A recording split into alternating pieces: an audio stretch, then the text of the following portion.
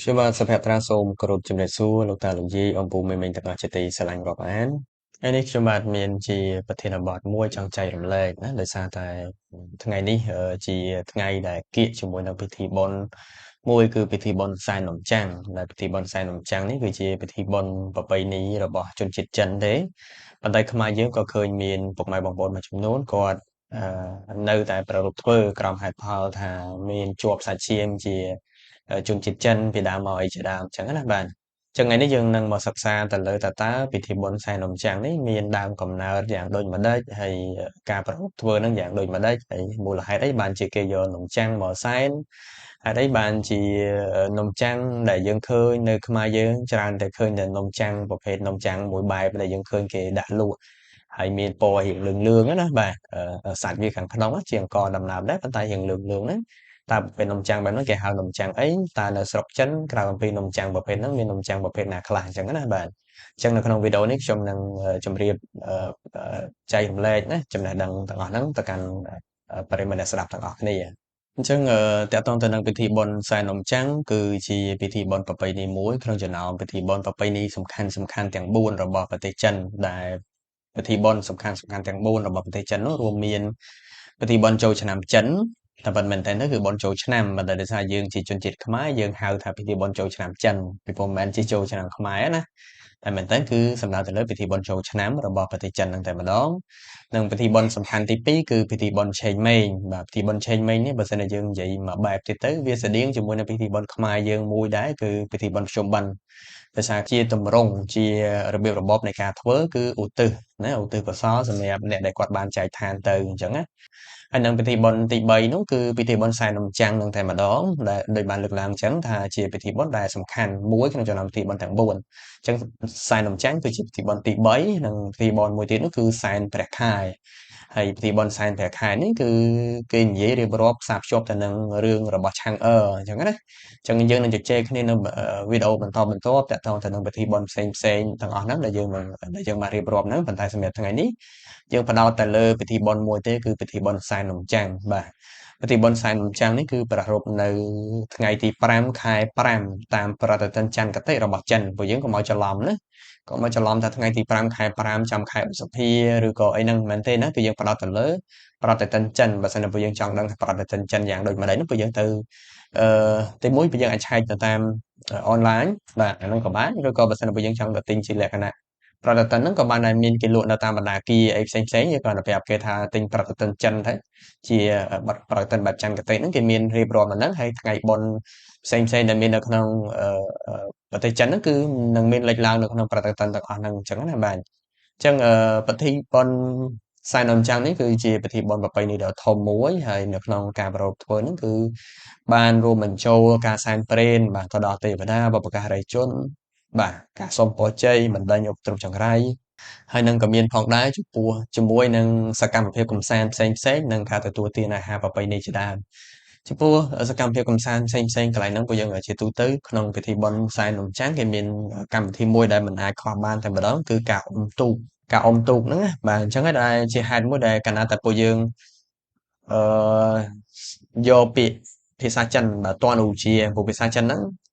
បុណ្យសែននំចាំងគឺតាន់ឧជាអញ្ចឹងយើងយកពាក្យហ្នឹងទៅ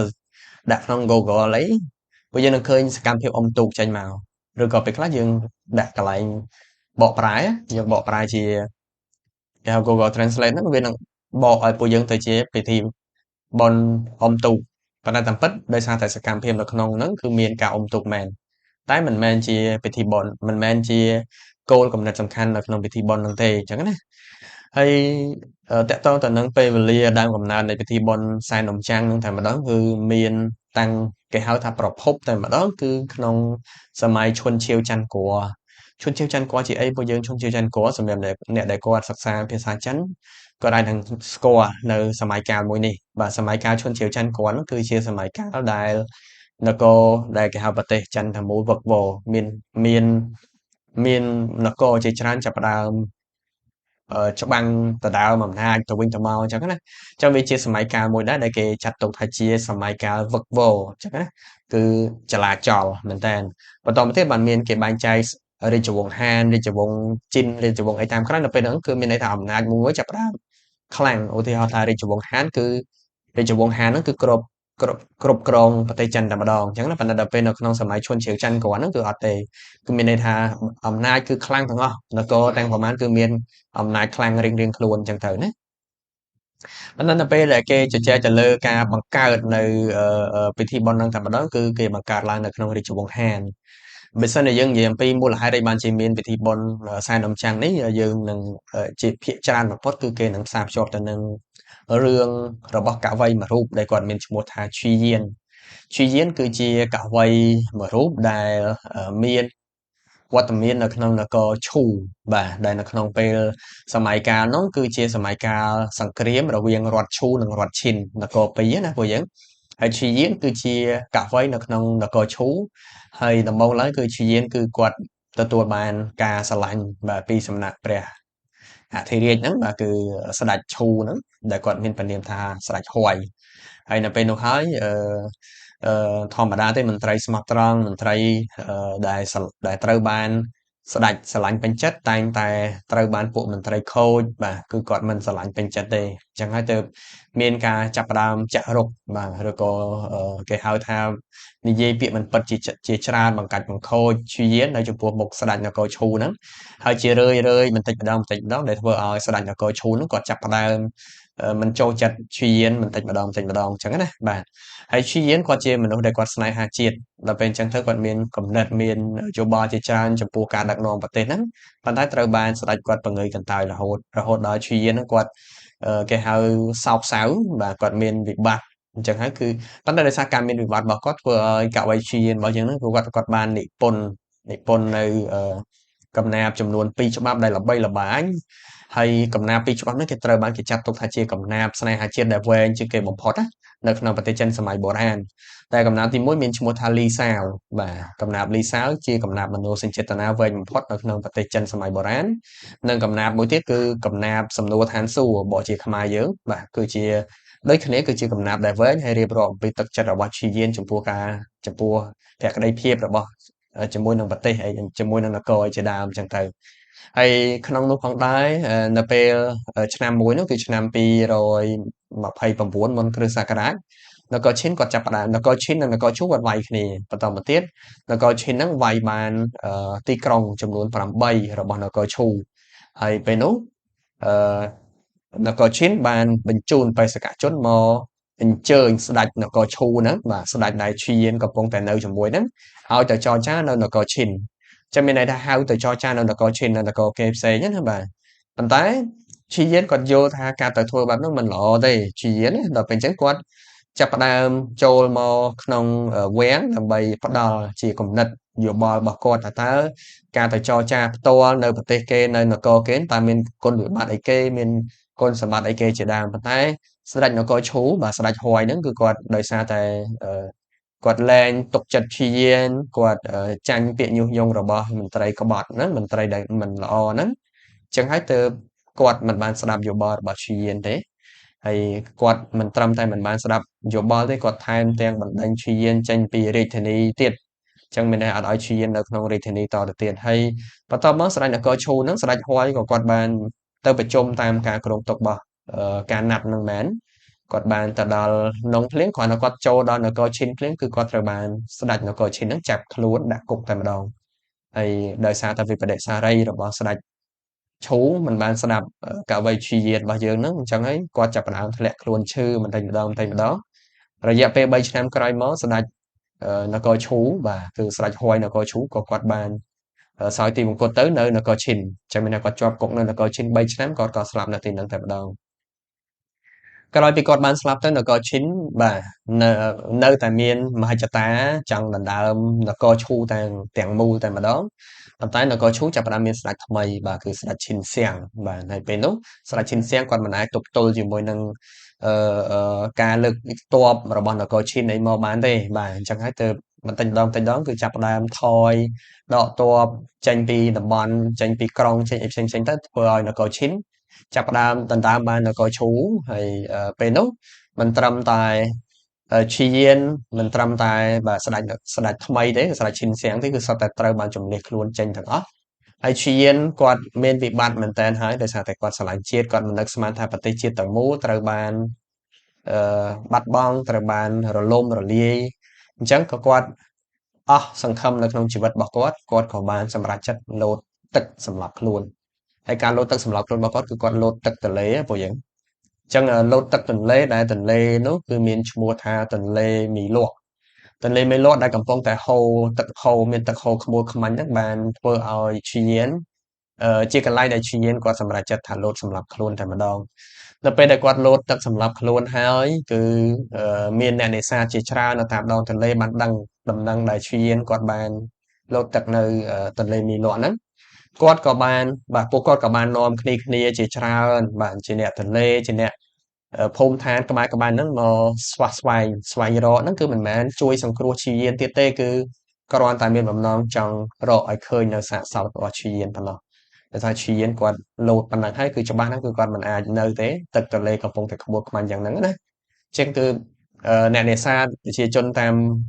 ច្រាំងទន្លេហ្នឹងគឺគាត់បានមកស្វះស្វែងដើរស្វះស្វែងរកសាកសពរបស់ឈីយាននៅក្នុងទន្លេដោយការអុំទូកធម្មតាទន្លេធំអញ្ចឹងនាំគ្នាអុំទូកចុះឡើងចុះអញ្ចឹងទៅហើយគាត់គិតថាការរកសាកសពនេះអាចចំណាយពេលយូរដូច្នេះហើយទើបគាត់គិតលើមធ្យោបាយមួយទៀតថាបើសិនបើជាសាកសពហ្នឹងនៅក្នុងទឹកអញ្ចឹងច្បាស់ណាស់ត្រីប្រកាសជាស៊ីអញ្ចឹងបើសិនជាយើងមិនចង់ឲ្យត្រីស៊ីតើតែយើងមានអីដើម្បីឲ្យត្រីហ្នឹងស៊ីសិនអញ្ចឹងទើបប្រជាជននៅទីហ្នឹងបានប្រមូលអឺគេហៅចំណីអាហារពីផ្ទះរបស់ខ្លួនឯងផ្ទាល់ហ្នឹងបាទមានកតំណើបមានសាច់មានសណ្តែកមានសណ្តែកសៀងមានអីផ្សេងៗហ្នឹងប្រមូលយកមកបាចនៅក្នុងទន្លេដើម្បីឲ្យត្រីស៊ីបំណងចង់ឲ្យត្រីហ្នឹងស៊ីវត្ថុធាតុទាំងអស់ហ្នឹងហើយបំភ្លេចការស៊ីសាកសពរបស់ឈីយានអញ្ចឹងណាគោលបំណងគឺចង់ទុកសាកសពឈីយានឲ្យនៅទាំងមូលប៉ុន្តែក៏មានឯកសារខ្លះគេបញ្ជាក់ដែរថាមិនមែនត្រឹមតែយកអ្នកខ្លះគាត់ឯកសារខ្លះគេលើកឡើងថាគឺយកនំចាំងនឹងតែម្ដងអញ្ចឹងណាយកនំចាំងនឹងតែម្ដងយកមកទម្លាក់នៅក្នុងទឹកឯកសារខ្លះទៀតលើកឡើងថាដំបូងឡើយគឺយកកតំណើបយកសាច់យកអីហ្នឹងបាចទៅក្នុងទន្លេប៉ុន្តែដោយសារតែបាចទៅវារសាត់ហើយត្រីស៊ីឆាប់អស់អញ្ចឹងគេនាំគ្នាយកស្លឹកឫស្សីហ្នឹងមកខ្ចប់ចងវាឲ្យបានតម្លាក់នៅក្នុងទន្លេអីជាដើមអញ្ចឹងណាចឹងហ្នឹងក៏ជាផ្នែកមួយដែរអញ្ចឹងសុទ្ធតែឯកសារគេលើកឡើងផ្សេងគ្នាទេយើងក៏ពិបាកនៅក្នុងការគិតថាតើមួយណាច្បាស់មួយណាមិនច្បាស់ដែរអញ្ចឹងណាបាទប៉ុន្តែឯកសារគេមានលើកឡើងអញ្ចឹងទំនៀមទម្លាប់បែបហ្នឹងយូរទៅក៏នៅក្នុងពេលវេលាដែលឈីយានគាត់លោតទឹកសម្រាប់ខ្លួនហ្នឹងបាទកាលបរិច្ឆេទដែលឈីយានលោតទឹកសម្រាប់ខ្លួនហ្នឹងគឺត្រូវបានគេចាត់ទុកថាជាថ្ងៃដែលប្រារព្ធធ្វើពិធីបុណ្យសែននំចាំងតែម្ដងហើយការសែននំចាំងហ្នឹងគឺមានន័យថាគេយកអាអង្ករដំណើបយកសាច់ជ្រូកសាច់អីមកខ្ចប់វិចចូលគ្នានឹងឯងហើយយកទៅស្ងោរឲ្យឆ្អិនណាអានេះគឺនំចាំងបន្តិចទៀតយើងនឹងលម្អិតបន្តិចទៀតតើតើនំចាំងប៉ុន្តែខ្ញុំចង់រំលឹកឡើងនឹងបន្តិចថាហើយការអុំទូកក៏ដូចគ្នាដែរនៅក្នុងពិធីបុណ្យសែននំចាំងនៅប្រទេសចិនគឺមានសកម្មភាពអុំទូកដែរអញ្ចឹងសកម្មភាពអុំទូកហ្នឹងគឺដោយសារតែអ្នកនេសាទដែលគាត់បានដឹងដំណឹងរបស់ឈីយានបានស្លាប់ហ្នឹងគឺគាត់បានទៅស្វះស្វែងរកសាកសពរបស់ឈីយាននៅលើទន្លេអញ្ចឹងគាត់ព្យាយាមអុំទូកចុះឡើងអញ្ចឹងទៅសកម្មភាពអុំទូកហ្នឹងក៏មាននៅក្នុងពិធីបុណ្យនោះដែរតែប៉ុន្តែក៏មានផ្សេងទៀតដែរតែយើងលើកតែពីរចំណុចហ្នឹងទេណាគឺនំចាំងហើយនិងការអុំទូកហើយឥឡូវបើយើងនិយាយអំពីនំចាំងកាលណាពួកយើងនិយាយអំពីនំចាំងពួកយើងច្បាស់ជាគិតថាអូនំចាំងដែលពួកយើងឃើញនៅខ្មែរយើងច្រើនតែនំចាំងគេហៅពាក្យមួយគេហៅនំចាំងទឹកក្បុងពួកយើងនំចាំងទឹកក្បុងគឺនំចាំងដែលធ្វើអង្ករដំណើបហើយយើងបកមកខាងក្នុងយើងពណ៌លឿងហើយស្អិតហ្នឹងណាអាហ្នឹងគឺនំចាំងទឹកក្បុងអត់មានស្នូលទេហើយយើងច្រើនតែយើងហូបគឺយើងហូបយកមកជ្រលក់ជាមួយស្ករអញ្ចឹងណាប៉ុន្តែដល់ពេលនំចាំងនៅស្រុកចិនវាផ្សេងគ្នាអញ្ចឹងណានំចាំងនៅស្រុកចិនគឺមានច្រើនបាទមានច្រើនទម្រង់មានច្រើនរូបភាពមានច្រើនមានរសជាតិច្រើនបែបទម្រង់អីចឹងទៅបើយើងនិយាយទៅនំចាំងគឺជាអាហារដែលធ្វើអំពីអង្ករដំណើបហើយវាមានស្នូលអាចជាផ្អែមអាចជាប្រៃ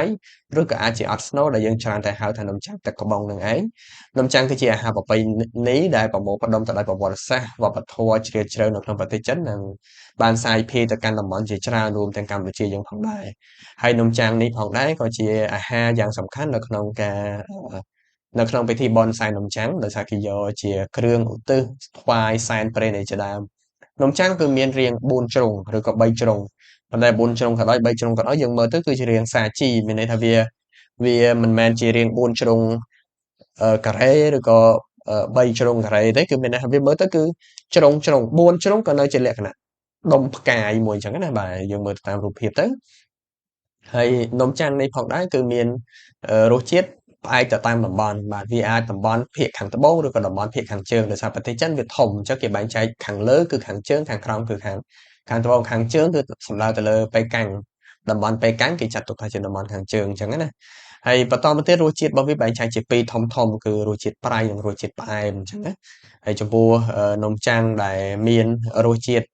ហ្នឹងដូចខ្ញុំបានបញ្ជាក់មុនអញ្ចឹងថាតំណាងទៅកាន់ភាគខាងជើងភាគខាងត្បូងប៉ុន្តែនំចាំងភាគខាងជើងតំណាងដោយនំចាំងនៅប៉េកាំងហើយនំចាំងភាគខាងត្បូងគឺតំណាងឲ្យនំចាំងនៅខ្វាំងតុងអញ្ចឹងណាហើយនំចាំងនៅភាគខាងនំចាំងប៉េកាំងបើយើងនិយាយអំពីនំចាំងប៉េកាំងគឺវាមានទំហំរាងធំហើយវាមានរាងជា4ជ្រុងឬជា3ជ្រុងប៉ុន្តែច្រើនតែបើសិនជាយើងនិយាយអំពីការវេចនំចាំងនេះគឺយើងឃើញគេលក់ជាលក្ខណៈនំចាំងធ្វើអំពីអង្ករត្នោតនៅតាមទីផ្សារប៉ុន្តែនៅជនបទនៅប្រទេសចិននំចាំងច្រើនតែគេធ្វើអំពីអង្ករលឿងជាប្រភេទអង្ករមួយទៀតអញ្ចឹងណាតាហួងមីហ្នឹងគឺអង្ករលឿងវាផ្សេងប៉ុន្តែគ្រាន់ថាអាចថាភាពស្អិតរបស់វាអាចជាមួយគ្នាឬក៏អីអញ្ចឹងទៅហ្នឹងក៏តើតើយើងស្វែងយល់បន្ថែមទៀតហើយនំចាំងប៉េកាំងគឺអាចមានស្នូលពត្រាក្រហមឬក៏ស្នូលសណ្តែកក្រហមហើយវាអាចប្រើប្រាស់ជាមួយនឹងដំណាប់ផ្លែឈើស្ងួតផ្សេងៗទៀតជាស្នូលផងដែរចំពោះនំចាំងភាគខាងត្បូងវិញគេយកនំចាំងខ្វាំងតុងបាទជាតំណាងហើយនំចាំងខ្វាំងតុងវាគឺរាងសាជីវែងហើយអាចរាង3ជ្រុងវាមានប្រភេទស្នូលជាលក្ខណៈស្នូលសាច់ហើយប្រៃក៏អាចមានជាលក្ខណៈស្នូលទឹកក្បុងនំចាំងទឹកក្បុងនោះអត់មានស្នូលទេហើយក៏អាចជាស្នូលសណ្តែកក្រហមអញ្ចឹងណាហើយចំពោះស្នូលសាច់ហ្នឹងច្រើនគេពេញនិយមច្រើនជាងនៅខ្មែរយើងគេច្រើនតែហៅនំចាំងមួយបែបទៀតគេហៅអានំចាំងផ្អែមហ្នឹងនំផ្អែមនំអីដូចជាគេហៅនំបាញ់អ៊ូអញ្ចឹងណាអាហ្នឹងតាមបែបរបៀបនៃការហៅផ្សេងៗគ្នាដែរអញ្ចឹងខ្ញុំមិនលម្អិតអីច្រើនទៀតទេពួកយើងជជែកត្រឹមប៉ុណ្ណឹងហើយខ្ញុំចង់បញ្ជាក់ថានំចាំងមិនមែនមានតែនំចាំងទឹកត្បូងដូចយើងឃើញនៅខ្មែរយើងទេមែនតើគឺមាននំចាំងផ្សេងៗទៀតដែរអញ្ចឹងណាហើយពិធីបុណ្យសែននំចាំងនេះគឺជាពិធីបុណ្យមួយដែលធ្វើសម្រាប់ជាលក្ខណៈឧទ្ទិសដែរប៉ុន្តែរឿងព្រេងដែលផ្សារភ្ជាប់ជាមួយនឹងរឿងសែនបុណ្យសែននំចាំងគឺគេតែងតែរំលឹកទៅដល់កៅអីឈានឹងឯងតែរឿងផ្សេងដើមកំណើតផ្សេងៗទៀតអាហ្នឹងក៏យើងស្វែងយល់បន្ថែមទៀតអញ្ចឹងណាចឹងខ្ញុំមានតែប៉ុណ្្នឹងចំពោះការចែករំលែកណាចំណេះដឹងរឿងរ៉ាវទាក់ទងទៅនឹងវប្បធម៌ប្រពៃណីរបស់ជនជាតិចិនហើយវីដេអូក្រោយៗគឺខ្ញុំនឹងព្យាយាមស្វះស្វែងរកប្រធានបទផ្សេងទៀតដើម្បីចែករំលែកជូនទាំងអស់គ្នាបើសិនជាយើងទាំងអស់គ្នាមានអារម្មណ៍ថាវីដេអូរបស់ខ្ញុំធ្វើមានលក្ខណៈណាមួយគួរឬក៏មិនគួរក៏អាចបញ្ចេញមតិយោបល់ឬក៏បើសិនជាទាំងអស់គ្នាចាប់អារម្មណ៍គាំទ្រក៏អាចចូលរួមជា comment ណានៅខាងក្រោមហើយកុំភ្លេចចុច like subscribe channel YouTube ថ្មីរបស់ខ្ញុំផងហើយបើសិនជាមានជាប្រធានបទអីចង់ឲ្យខ្ញុំស្វែងរកបន្ថែមអានឹងអាច comment នៅខាងក្រោមដូចគ្នាណាចឹងខ្ញុំបញ្ចប់វីដេអូនោះប៉ុណ្ណឹងហើយយើងចាំជួបជជែកគ្នានៅវីដេអូក្រោយទៀតអរគុណ